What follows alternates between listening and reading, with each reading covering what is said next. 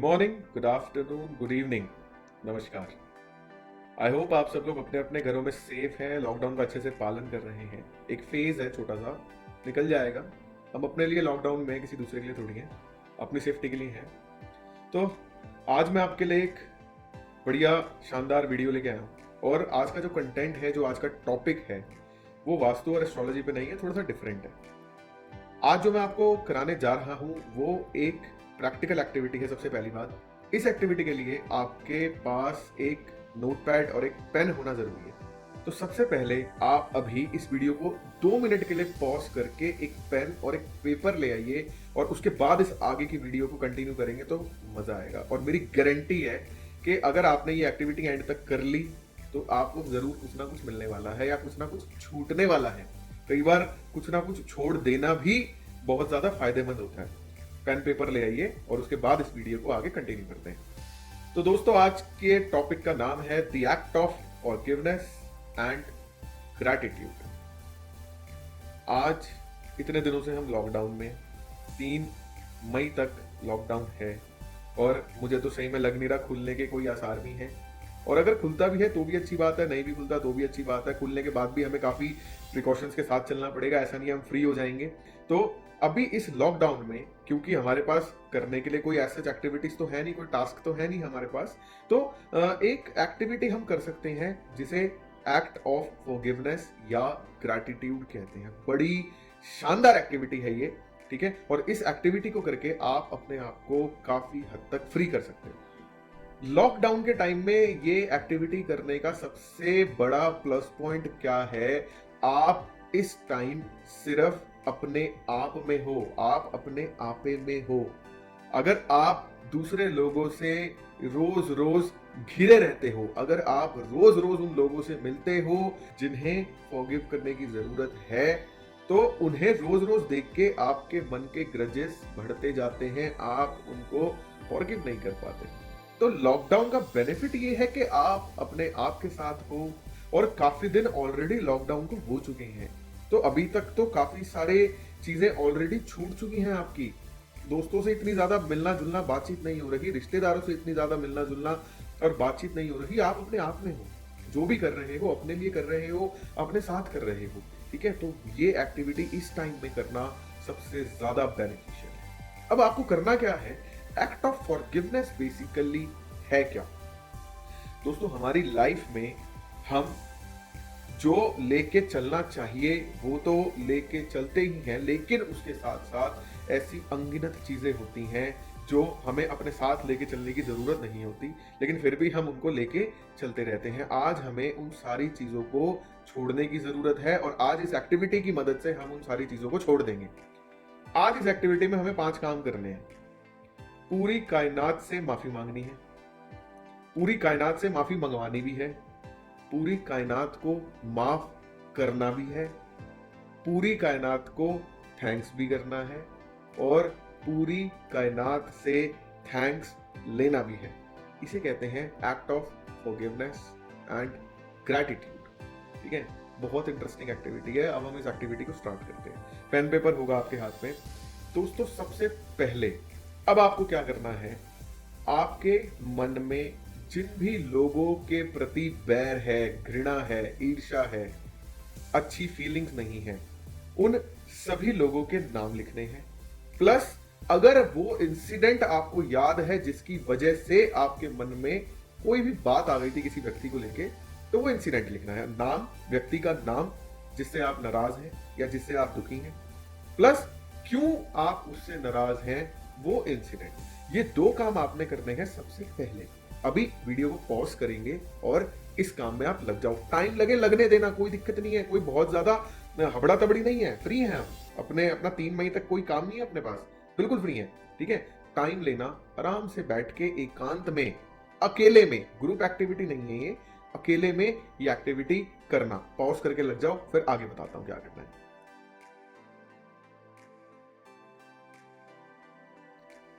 लिख लिए सारे नाम, सारे चेहरे आ गए सामने। अब जो आपने नाम लिखे हैं, इनमें कुछ रिश्तेदार होंगे, कुछ यार दोस्त होंगे, कुछ व्यापारी होंगे, कोई भी हो सकता है। अब सबसे पहले उठाते हैं रिश्तेदार। अब मान लो इसमें मामा का नाम आ गया, मामा से किसी बात को लेके मन दुखी हो गया, मन उदास हो गया, मामा को छोड़ नहीं सकते। आप छोड़ भी दोगे तो शादी पार्टियों में नजर आएगा, और जैसी नजर आएगा तो वो जो मन में फीलिंग्स हैं वो ट्रिगर हो जाएंगी, फिर मन उदास। चाचा से कोई तकलीफ है, चाचा को भी नहीं छोड़ सकते, शादी पार्टियों में नजर आप छोड़ भी दोगे, कोई फंक्शन है, आपके घर में कोई फंक्शन है, तो आपका चाचा से पंगा है, आपके पिताजी का तो नहीं है, आपके भाई का तो नहीं है, वो बुला लेगा, आमना सामना होगा, नजरें मिलेंगी। जैसे ही नजरें मिलेंगी तो वो ट्रिगर हो जाएगा कि भाई इसने तो ये बात बोली थी, अपने को चुप गई थी। चाचा हो गया, मामा हो गए, बुआ हो गई, नाना हो गए, नानी, कोई भी जो आपके रिश्तेदार हैं वो आपको ना बार बार नजर आते हैं। तो जब भी वो नजर आते हैं तो उनसे जुड़ी कोई भी बातें होती हैं वो ट्रिगर हो जाती हैं। और दोस्तों ये सृष्टि का नियम है कि हमारे को जो चीज ट्रिगर करती है, नेगेटिव चीज पहले ट्रिगर करती है, पॉजिटिव चीज बाद में ट्रिगर करती है। अगर आपके मामा ने या चाचा ने आपके लिए बहुत कुछ कभी अच्छा किया हुआ है 10 बार, और एक बार वो बुरा कर देगा ना, तो आपको उसकी 10 अच्छी चीजें नजर नहीं आएंगी। जब भी उसकी शक्ल सामने आएगी वो बुरे वाला ट्रिगर होगा, ठीक है, और बुरे वाला ही आपने अपने रजिस्टर में लिखा होगा, अच्छी बातें तो लिखी नहीं होंगी, ठीक है ना। तो अब अगली एक्टिविटी में आपने क्या करना है ये आप समझ गए होंगे। जितने भी लोग आपने लिखे हैं, जो उनके बारे में नेगेटिव चीजें आपने लिखी हैं, उसके आगे वाले कॉलम में उस व्यक्ति से जुड़ी अगर कोई अच्छी चीज आपके जहन में है तो आपको वो लिखना। उसने आपकी कभी मदद करी, कभी कोई आपको बात सिखा दी, आपने अनजाने में उनसे कुछ सीख लिया, कभी उनको देख के आपने कुछ काम किया जिससे आपको फायदा हो गया, वो सारी बातें अब आप उसके आगे लिखो। जरूरी नहीं है कि वो लिखना ही है, नहीं है तो मत लिखना, कोई दिक्कत नहीं है, जितना समझ में आए उतना करना है, ठीक है। रिश्तेदार हो गए, एक्टिविटी आपको मैंने बता दी क्या करनी है। अब यार दोस्त आ गए, ठीक है। रिश्तेदार तो चलो शादी पार्टियों में दिख जाता है, यार दोस्त से लड़ाई होगी थोड़ा सा क्रिटिकल है। वो तो आपकी रिश्तेदारी की पार्टीज में दिखेगा भी नहीं, और हो सकता है आप उसको बुलाओ ना और वो आपको ना बुलाए, लंबा चलता है थोड़ा ना, तो उसको तो जाके ही मनाना पड़ेगा क्योंकि दोस्त है। जब दोस्ती थी तो कुछ हसीन पल भी बिताए होंगे साथ में, है ना। तो उसको तो हमें डायरेक्ट अप्रोच करना है, वो हो गया डायरेक्ट अप्रोच करने वाला। व्यापारी है, व्यापारी से लड़ाई हो गई, कोई बात हो गई, उसने कोई पेमेंट मार लिया आपकी, या माल खराब दे दिया, या कुछ तो भी हो गया, कोई प्रॉमिस किया डिलीवर नहीं किया, सामान डिलीवर नहीं किया, तो बातचीत खराब हो गई, ईगो है आप में भी और उसमें भी, उसको लिख लेंगे।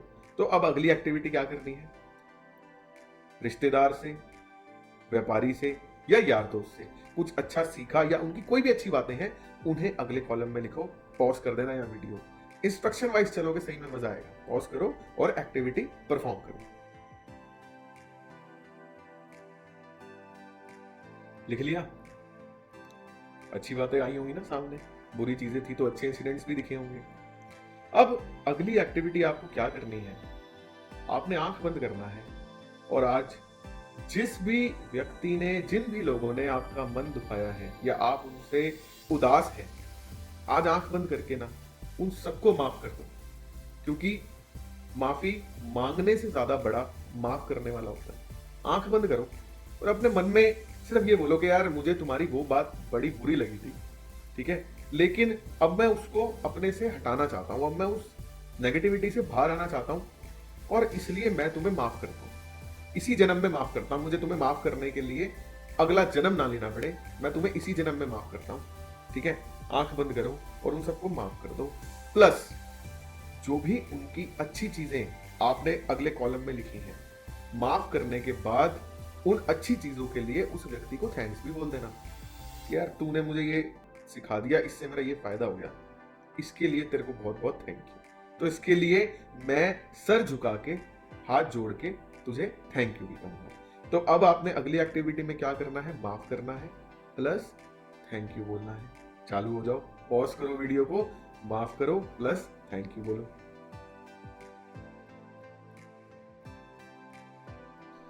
सारे नाम कट गए या बचे हैं? चलो जो बचे हैं उन पे आ जाते हैं, कोई बात नहीं।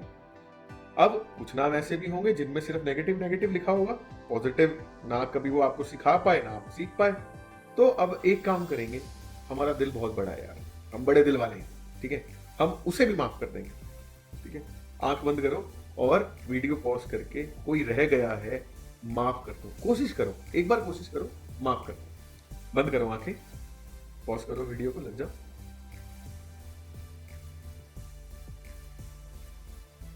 अब जो फुल एंड फाइनल और लास्ट एक्टिविटी है, अब आपकी बारी है। आपने माफ कर दिया ना सबको, अब माफी मांगनी भी तो है ना, तो अब आपकी बारी है। जितने भी लोग आपने लिखे थे जिनसे आपका मन उदास है, जिनसे आप गुस्सा हो, वो भी आपसे उतना ही गुस्सा होगा किसी ना किसी बात को लेके, क्योंकि ताली एक हाथ से तो बजती नहीं। किसी से लड़ाई होगी तो कुछ गलती उसकी रहेगी, कुछ गलती आपकी रहेगी। आप चुपचाप बैठे हो तो कोई व्यक्ति एवं ही आके आपको गाली तो देके जाएगा नहीं, थप्पड़ तो मार के जाएगा नहीं। कोई ना कोई मुद्दा, कोई ना कोई बात होगी ना। तो जरूरी नहीं है कि आपको अगर लग रहा है, मान लो कि आपकी कोई गलती नहीं है, तो जरूरी नहीं है ऐसा हो सकता है सामने वाले के मन में कोई बात चुप गई हो यार, आपको नहीं पता उसके बारे में। अब हमें उस चीज के लिए उस व्यक्ति से माफी मांगनी है। हमें उस व्यक्ति का बोझ भी नहीं रखना, उस व्यक्ति की नेगेटिव एनर्जी भी नहीं चाहिए हमें। अब हम आंख बंद करेंगे और जितने आपको लोग लगते हैं कि वो आपसे नाराज हैं, खफा हैं, अब हमें उनसे माफी मांगनी है हाथ जोड़ के। तो आंख बंद करो, हाथ जोड़ो, वीडियो को पॉज करके एक बार उन सबसे माफी मांग लो और आ जाओ। डन। काफी हल्का फील हो रहा है, काफी चीजें कट गई जीवन से जो फालतू की लेके चल रहे थे अपने दिमाग में। ये एक्टिविटी ना बार बार किया करो। ये एक्टिविटी बार बार करने से ना आपके ऑरा के अंदर जितनी भी नेगेटिविटी है वो सही में रिमूव हो जाती है, और आपका ऑरा जो है वो काफी ज्यादा पॉजिटिव एनर्जी को अट्रैक्ट करता है। नहीं तो आप ना नेगेटिव एनर्जी लेके चलते रहोगे अपने मन में। अब इस एक्टिविटी को कराने के पीछे ना एक पर्पस होता है। वो पर्पस है हमारा सब कॉन्शियस माइंड। आपने नोट किया होगा कि आपके फ्रेंड सर्कल में या रिश्तेदारी में कुछ लोग ऐसे हैं जिनसे आप तुरंत कनेक्ट होते हो, कोई लेना नहीं देना नहीं। मतलब वो व्यक्ति आता है तो आपके अंदर एक अलग ही ऊर्जा होती है। आप कहते हैं मैं इसी से बात करूंगा, इसी से, इसके साथ ही बैठ के खाना खाऊंगा, इसके साथ ही रहूंगा। ठीक है, दोस्तों में भी आपको किसी से बोर हो रहे हो, फोन पे किसी से बात करनी है, तो एक पर्टिकुलर दोस्त आता है, भले ही आपके 10-15 दोस्तों, बट एक से आपका कनेक्शन थोड़ा सा ज्यादा हो जाता है क्योंकि आप दोनों के सबकॉन्शियस मिलते हैं। तो अगर आप किसी व्यक्ति के लिए अपने मन में कोई नेगेटिव बात लेके चलोगे ना, तो आप उसको और अपने आप को दोनों को एक नेगेटिव एनर्जी दे रहे हो। ऐसा नहीं होता कि व्यक्ति अगर किसी के बारे में नेगेटिव सोचेगा तो उसके साथ कुछ बुरा हो जाएगा या उसको नेगेटिव एनर्जी, नहीं। पहले तो नेगेटिव एनर्जी आपके अंदर क्रिएट होगी ना। लकड़ी से अगर किसी चीज को जलाना है तो पहले आग तो लकड़ी में लगानी पड़ेगी ना, पहले लकड़ी जलेगी, लकड़ी के बाद वो किसी चीज को जला पाएगी। तो पहले तो दर्द लकड़ी को होगा ना। समझ रहे हो आप इस बात को? तो अगर आप अपने मन में किसी व्यक्ति के लिए कोई नेगेटिव बात लेके चल रहे होते हो तो आप अपने आप को ही कष्ट पहुंचा रहे हो। प्लस दूसरा व्यक्ति अगर आपके बारे में अपने मन में कोई बात लेके चल रहा है तो वो भी अपने आप को कष्ट पहुंचा रहा है, प्लस आपको भी नेगेटिव एनर्जी भेज रहा है। अगर आप अपने आप को फ्री कर लोगे ना, तो सही बता रहा हूं, आप दूसरे व्यक्ति को भी फ्री कर दोगे। और अगर आप किसी व्यक्ति से अपने मन में माफी मांग लोगे ना, तो मन होता है सबकॉन्शियस माइंड, चंद्र का होता है ना मन, सबकॉन्शियस। तो अगर आप अपने मन में माफी मांग लोगे तो दूसरा व्यक्ति अपने सबकॉन्शियस में आपको माफ कर देगा। वो नेगेटिव एनर्जी का कनेक्शन टूट जाएगा। जैसे ही थैंक यू बोलोगे, एक पॉजिटिव एनर्जी की वाइब्रेशन लहर क्रिएट हो जाएगी। ज्योतिष में करते हैं ना फ्लो ऑफ एनर्जी, कैसे मैनेज करनी है। कोई प्लैनेट अगर नेगेटिव ऊर्जा दे रहा है तो उसे पॉजिटिव डायरेक्शन में कैसे फ्लो करना है, करते हैं ना। सबकॉन्शियस में भी यही करते हैं। तो मेरी तरफ से भी कोई मेरी बात आपको बुरी लगी हो तो हाथ जोड़ के सॉरी, और मैंने भी माफ कर दिया आपको। ठीक है, आपका थैंक यू मैंने एक्सेप्ट कर लिया, मोस्ट वेलकम, जो भी आप मुझसे सीखते हो। प्लस मैं जो आपसे सीख पाता हूं कमेंट्स के थ्रू, नेगेटिव या पॉजिटिव जो भी, उसके लिए मैं भी आपको हाथ जोड़ के थैंक यू कह देता हूं। ठीक है, धन्यवाद। घर पे रहें, सेफ रहें।